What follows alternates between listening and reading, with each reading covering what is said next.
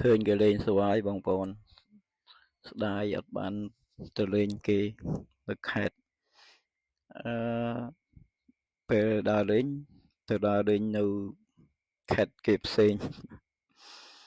តែមកខាងខេត្តតាកែវក៏សម្បូរអ្នកលេងសប្បាយដែរបងប្អូនណាឃើញលេងបាញ់ទឹកលេងអីនៅតាមផ្លូវទៅកន្លែងតំបន់ប្រជុំជនគេលេងសប្បាយបងប្អូនដល់ពេលនឹកចឹងទៅស្ដាយខ្លួនឯងកាលពីមុន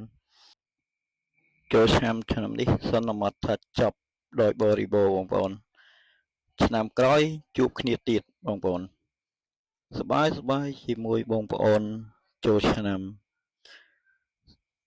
សុខសប្បាយទាំងអស់គ្នាបងប្អូនមានអីជូនពរបងប្អូនឲ្យមាន